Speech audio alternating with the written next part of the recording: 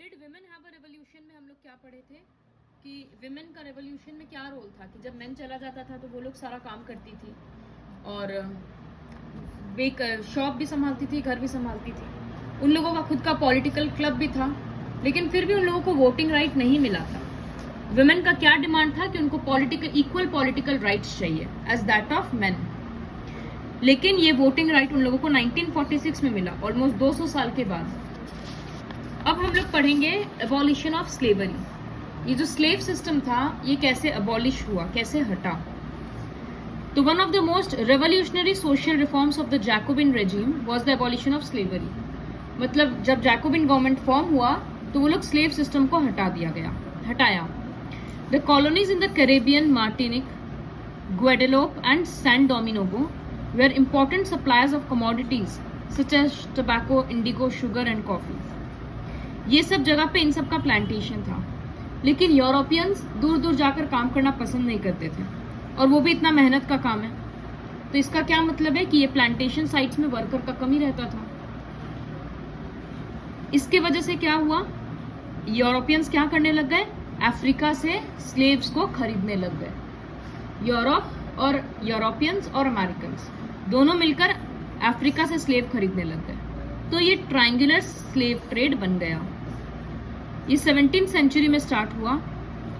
From the ports of Bordeaux and Nantes to the African coast, जहाँ से slaves को खरीदा जाता था, उन लोगों को फिर बांध के दूसरे जगह, शायद मूवीज वगैरह में तुम लोगों का देखा हुआ होगा, शिप में किस तरह से उन लोगों को बांध के दूसरी जगह ले जाया जाता है। टाइटली एकदम शिप में पैक कर दिया जाता है और 3 महीना लॉन्ग जर्नी उन लोगों को क्रॉस करना पड़ता है, अटलांटिक टू द कैरेबियन। कितने सारे वर्कर्स तो स्लेव्स तो उसी में मर जाते थे। बहुत टॉर्चर होता था क्योंकि जगह नहीं है, उतना खाने का सामान नहीं है, कुछ भी नहीं है। ये सब क्यों करना था इन लोगों को, क्योंकि शुगर, कॉफी, इंडिगो ये सब में इनकम बहुत था और वर्कर काम करना नहीं चाह रहे, तो जबरदस्ती लाया जाता था। पोर्ट सिटीज मतलब जहाँ पर सी पोर्ट है। पोर्ट सिटीज लाइक बॉर्डियो और Nantes owned their economic prosperity to the flourishing slave trade. मतलब अफ्रीका से स्लेव्स पहले यहाँ पर आते थे, फिर यहाँ से बाकी यूरोप कंट्रीज में जाते थे। तो ये सब कंट्री के लोग काफी पैसा वाले बन गए, ये सब सिटीज के लोग, क्योंकि यहाँ पर स्लेव का बिजनेस बहुत ज्यादा था। Throughout the 18th century there was little criticism of slavery. इस चीज को कोई गलत नहीं मानता था, क्योंकि उन लोगों का था कि यूरोपियंस जब कर सकते हैं तो स्लेव रखेंगे, इसमें बुरा क्या है। नेशनल असेंबली काफी डिबेट किया कि स्लेव सिस्टम हटाना चाहिए कि नहीं, लेकिन क्या है, जैसे पॉलिटिक्स में होता है, काफी उन लोगों को चलाने के लिए जो रुपया लग रहा है, पॉलिटिकल कैंपेन, गवर्नमेंट चलाने के लिए बिजनेसमैन लोग रुपया डोनेट करता है ना, तो अब अगर स्लेव सिस्टम हटा देंगे तो बिजनेसमैन लोग नाराज हो जाएगा, तो इन लोगों का गवर्नमेंट नहीं चल पाएगा। इस वजह से नेशनल असेंबली भी डर के स्लेव सिस्टम के अगेंस्ट नहीं जा पाया, लेकिन फाइनली जैकोबिन का गवर्नमेंट इसको हटाया। लेकिन नेपोलियन बोनापार्टे वापस से स्लेवरी ले आया। Plantation owners understood their freedoms as including the right to enslave African negroes. जो प्लांटेशन ओनर्स थे वो समझते थे हम लोगों का हक है स्लेव रखना, तभी हम लोग काम कर पाएंगे। लेकिन फाइनली फ्रेंच कॉलोनी से 1848 में स्लेवरी हट गया। तो पूरा शॉर्ट नोट लिखने आता है, how was slavery abolished in France. तो क्या क्या हुआ एक्चुअली, पहले जैकोबिन हटाया, फिर बोनापार्टे वापस ले आया, उसके बाद वापस फाइनली 1848 में हट गया। ये जो पोर्ट्स का नाम था वो भी याद करना जरूरी होता।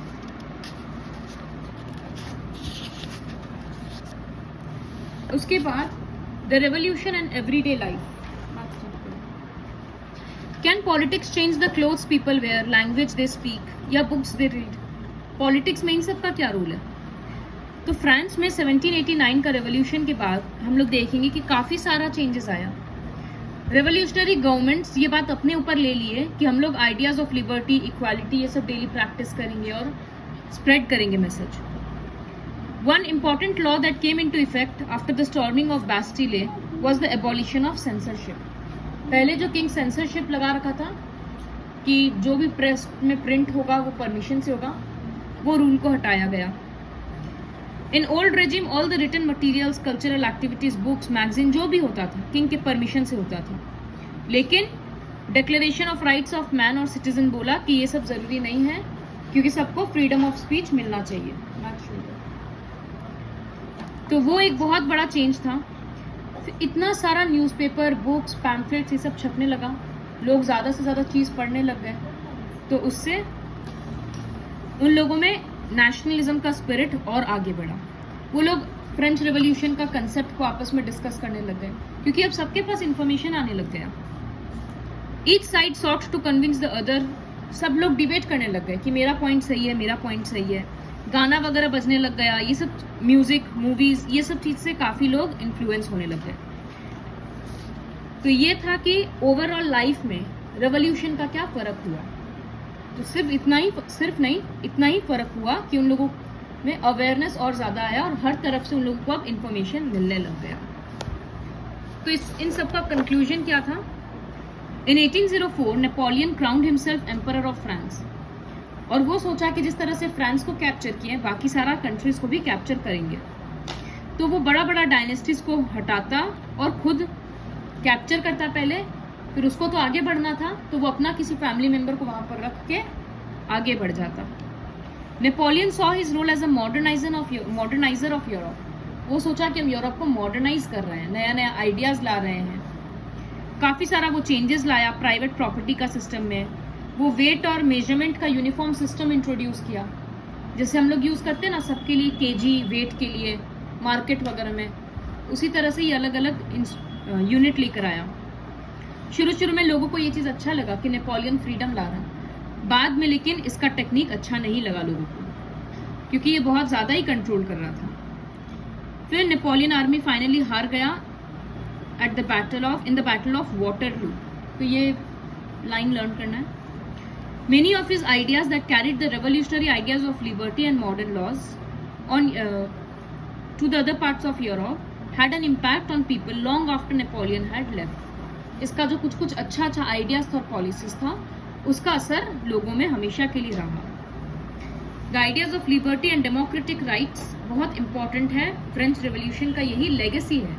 लेगेसी मतलब ये बाकी लोगों को, बाकी कंट्रीज को ये चीज़ सिखाया है कि अपने कंट्री के लिए फाइट करना कितना इंपॉर्टेंट है।